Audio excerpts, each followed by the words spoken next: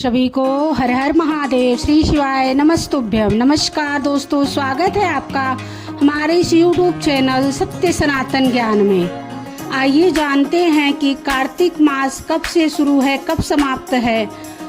साल 2025 में इस दिन से शुरू होगा कार्तिक मास। जाने खास महत्व। पंचांग के अनुसार इस साल कार्तिक मास 8 अक्टूबर 2025 से शुरू होकर 5 नवंबर 2025 तक रहेगा।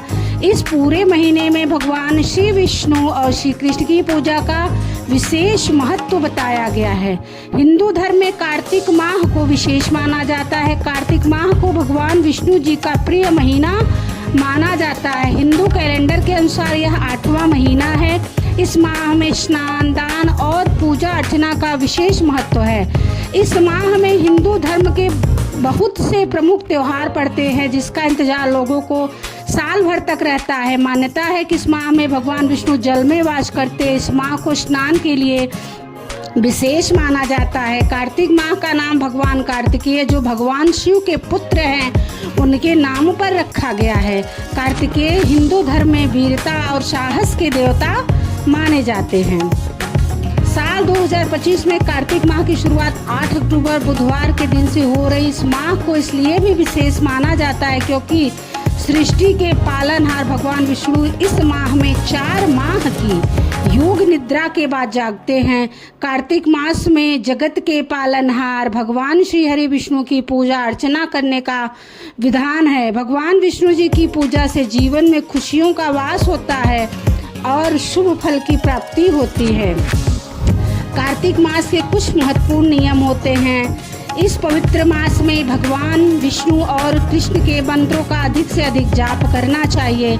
इसके साथ ही माता लक्ष्मी की भी पूजा भी अत्यंत फलदायी मानी गई है।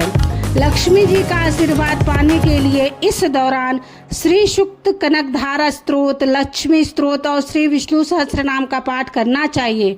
कार्तिक मास श्री कृष्ण की पूजा के लिए भी सर्वसे उत्तम माना गया है।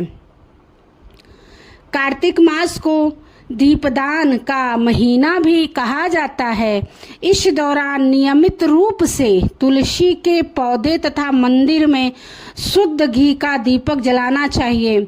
मान्यता है कि इस महीने में गंगा, यमुना या किसी भी पवित्र नदी में स्नान करने से विशेष पुण्य मिलता है। कार्तिक मास में आपको वाद विवाद से बचना चाहिए। इसके साथ ही मन को संयम रखें और किसी की निंदा ना करें।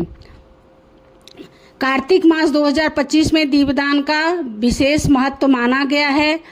कार्तिक मास को दीपदान का महीना भी कहा जाता है। इस दौरान रोज सुबह और शाम तुलसी के पौधे तथा मंदिर में शुद्ध घी का दीपक जलाना बेहद शुभ माना गया है। तुलसी जी की पूजा करने और उनकी परिक्रमा करने से परिवार में सुख, समृद्धि और शांति आती है। ऐसा कहा जाता है कि इस महीने दीपदान करने से माँ लक्ष्मी बेहद प्रसन्न होती हैं।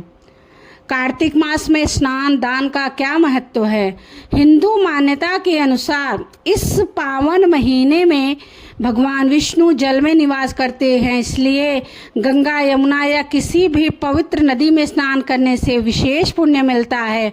अगर नदी या तीर्थ पर जाकर स्नान संभव न हो तो घर पर नहाने के पानी में गंगा जल मिलाकर स्नान करना चाहिए। इसके साथ ही इस महीने में दान करने की भी बड़ी महत्ता बताई गई है।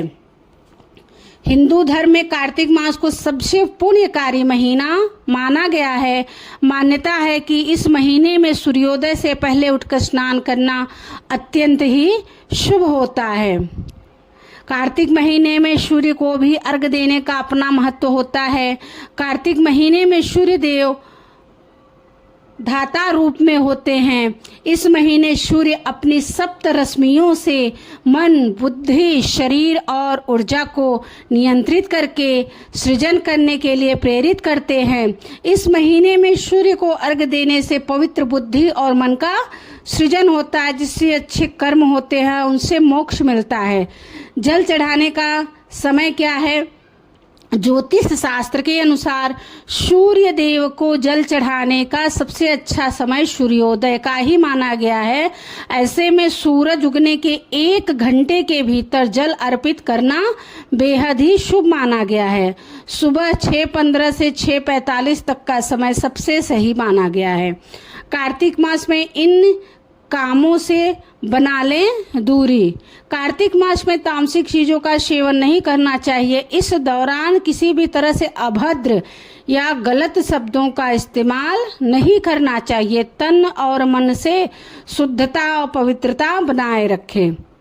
किसी भी तरह से पशु या पक्षी को नुकसान नहीं पहुंचाएं।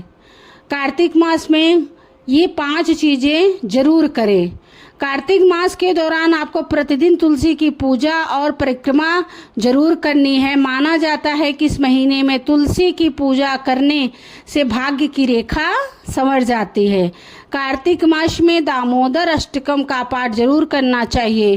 दामोदर अष्टकम को कार्तिक मास में सुनने से पिछले कई जन्मों के पापों का नाश होता है। इसके अलावा कार्तिक मास में भगवत गीता का भी पाठ करना चाहिए। इसके अलावा प्रतिदिन भगवान दामोदर को दिया दिखाना चाहिए। कार्तिक मास में भी श्री हरि मंत्र के नाम का जाप करना चाहिए। जो भी लोग इस माह में एक बार भी हरि नाम का जाप करते हैं उनकी सभी इच्छाएं पूरी होती हैं। सभी को कार्तिक मास की बहुत बहुत बधाई। भगवान श्री हरि भगवान नारायण आपके को ढेर सारी खुशियाँ दें, आपकी सभी इच्छाएं पूरी करें। सभी को श्री शिवाय नमस्तुभ्यम। हर हर महादेव। जय भोलेनाथ।